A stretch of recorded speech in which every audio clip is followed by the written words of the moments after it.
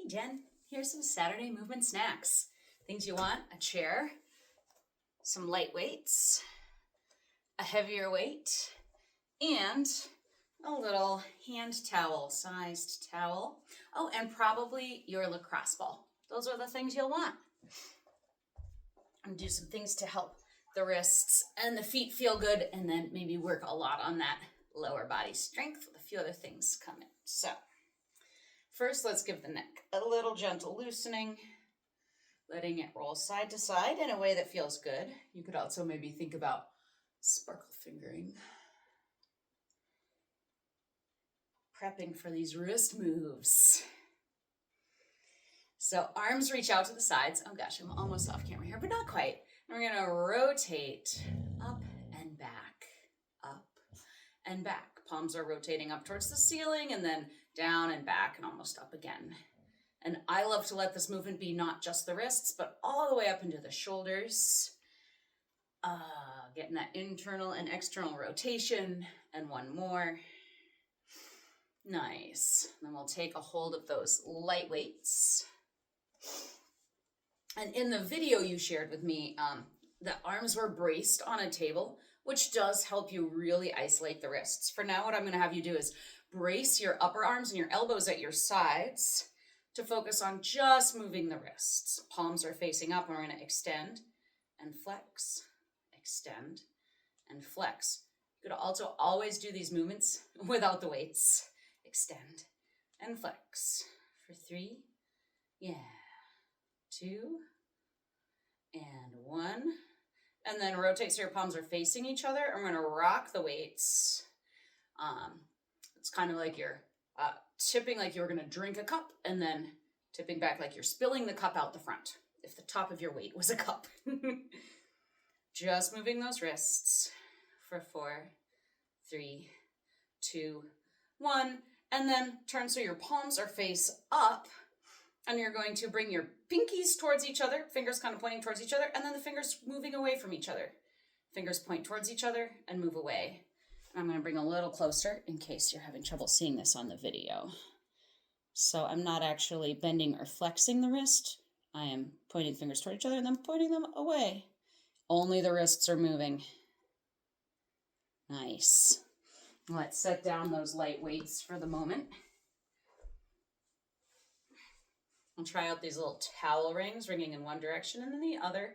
You might think of this more like a nice little wrist mobility, not something you're working really hard on, but moving through the full wrist range of motion. I suppose probably this should also be a little more wrist isolated. Nice. And then we'll set the towel aside, head right down to the bottom of the body.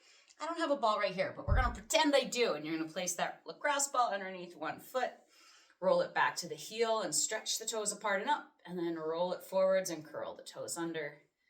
And we'll take 4 more of those. Roll back, roll forwards, roll back. Still thinking about setting up a nice posture. There's also a tendency to stare at our feet when we do these things. Last one, see if you can bring your head up so you're not putting any strain on the neck. Good. Switch to the other foot. Ball is under your foot. Rolling back to the heel, toes stretch up and apart. Rolling forwards towards the balls of the feet, let the toes curl. Roll and lift, roll and curl. Nice easy breath, and roll back. Last 2 on this side. Last 1. And then the ball is between the heels. So presumably your toes are out and your heels are lifting a little bit. You're squeezing that ball as you lift the heels and lower and lift and lower.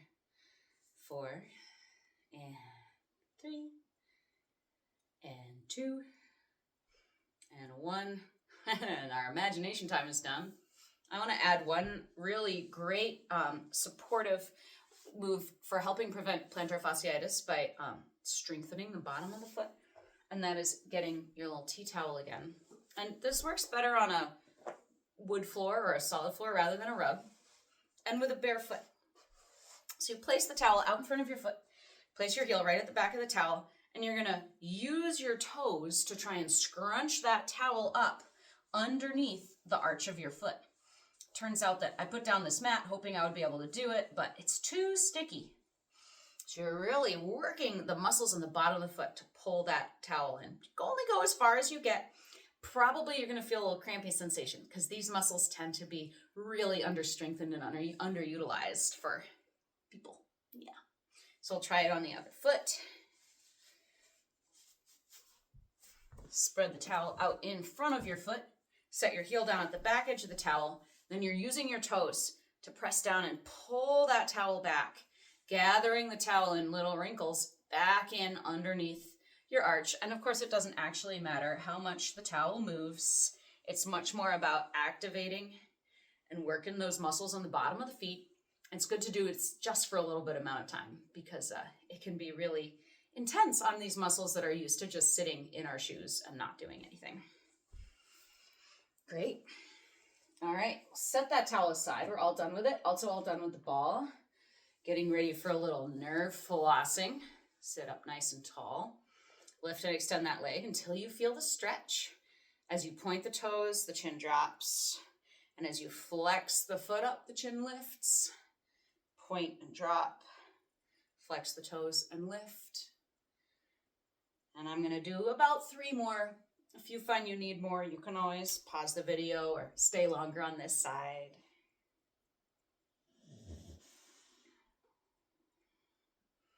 I'm going to switch to the other side, but you'll see what works for you. Hands on your hips helps you be aware of what's happening in your pelvis as you do this extension. So point the toes, drop the chin. Lift the toes, lift the chin.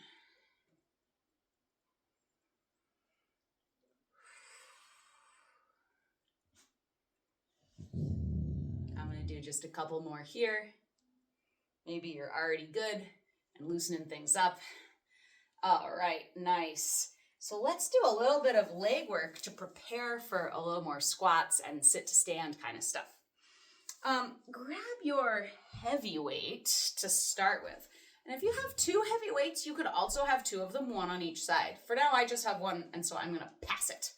So I'm going to start sitting up nice and tall out at the front of my chair with the weight resting on my leg and my hand just keeping the weight from falling, stepping out to the side and in, out to the side, and in, out to the side, and together, to the side, and together. Good. 4, and together. 3. I might reach the other arm back just to add a little nice opening for the chest. And 1. Good. And now, commit to sitting up nice and tall. Don't let your lower back round out or collapse because we're going to lift the leg with the weight, extend, bend, set the foot down, other side. Lift, extend, bend, set down, lift, extend it, bend it, set down, lift, extend, bend, down. As you lift, you're also sitting up nice and tall and bend and set down and lift, extend, bend. Last one on each side. So something we could also get into a nice cardio round, I imagine. Extend, bend, and set down. Good. So having the weight just adds a little bit of extra juice to those leg lifts. You can always do the leg lifts without the weight, of course. Holding this one weight in close to your body. Sit up tall, pressing up through that imaginary hand that's pressing down on the top of your head. You're pushing up into it. Or maybe that imaginary hook is grabbing behind your navel and helping you lift up tall as you rotate to one side and then to the other. And the weight is more or less staying centered on the front of your body. Although if it feels good for you, you could bring it around like you are drawing a circle along your rib cage. That adds a little more engagement of the muscles behind the shoulder blades. Rotating and twisting. And last, 4. Checking in with your posture each time you come through center. 3. Nice posture. 2. And last 1. All right. Let's set the heavy weight down for a moment. And grab your little weights. This was something that you had asked about as a seated row. And I'm actually going to rotate my chair so that you can see me from the side. So sitting up nice and tall, right at the front edge of your chair will make this most comfortable. Arms hanging down at your sides. Hinge it forward at the hips a couple of degrees. Draw up from behind the navel, and then you're going to pull your elbows back and towards each other and then down to your sides. So this is the double row. Both arms are doing it at the same time. As the elbows pull back, it's like there's a magnet pulling them towards each other, squeezing back. And as the elbows pull back, it's those muscles between your shoulder blades that are also engaging to pull the shoulder blades towards the spine. Yeah, and one thing you want to avoid is you don't want to shrug the shoulders up towards the ears when you do this. So shoulders stay low, you're gliding back and squeezing the elbows together rather than lifting and using those upper traps that tend to be too over-engaged already. And now here's a fun thing you can do to add a little more tricep work to this puppy. So that little hinge forward at the hips, strong through the core, long through the spine. Elbows pull back for the row and then extend, pushing back through the pinky side of your fingers. Bend the elbows, arms come down. We row back, bending the elbows, extend long through the arms, bend at the elbows, and bring those arms down. Good, pull back, bend the elbows, extend long, and come down. And again, keeping the shoulders low as you pull back, and then extend the arms, pushing the pinky sides back and up, bend, and come down. Nice. That was a good little bit of added upper body work. Before we shift our attention a little more to the lower body, just go ahead and set your weights aside for now. You talked about the hip hinge to stand, and there's one version of that that I really like, that I've used a lot, that I call blast-offs. And it gives you a little bit of a swing to give you some momentum. So feet are right where you want them, knees not sagging together, nice lined up on the calves. We're gonna go 1, 2, and on 3, shift your weight forward. See if you can hover your butt right up off the chair, arms are forwards. And then lower down, just like you're trying to not break any bubble wrap underneath you. Whew. Nice work. So again, commit to the feet, maybe a little lean forward as you swing 1, 2. On number 3, weight into the feet, hips hover. Yeah, this feeling like the glutes are lifting a little bit. And then you let it down with so much control, trying not to plop into the chair. This is one of my favorite ways to do it. I'm going to offer 2 more. If the knees aren't happy with it, then maybe don't, right? So I'll take a 1, 2, and 3 to hover. Hold. Make sure your knees are nice and straight forward, and then lower down with control, control, control. Yeah, and 1, 2, and 3 to hover, lifting behind the navel, and then lowering it down, lowering it down, lowering it down. It's a lot of work, isn't it? Nice job. Let's see, we talked about chair dips. Maybe walking the feet forward, walking yourself a little bit forward.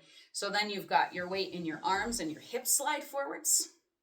Bend a little at the elbows and press up. This is a nice version of it where the knees are bent. Maybe I'll show you from the side too. Bump, bump, bump, bump. So what did I do? I was sitting in the chair. I walked to the front edge. I walked my feet forward a little bit. I put my weight in my hands and I just shifted my hips forward enough to clear the front of the chair for a tiny little dip down and lift. Another key here is not allowing the shoulders to collapse up towards the ears, because then it's not the muscles we want. We want to keep the shoulders nice and low. The elbows are bending and moving back in space and then extending. So it's another good tricep work with a shoulder stabilizer in there. Okay. We're going to come up to stand. Hello. No, we're not going to do any weights here. You said you wanted to do a little bit of squat practice. So we're going to take it nice and easy here.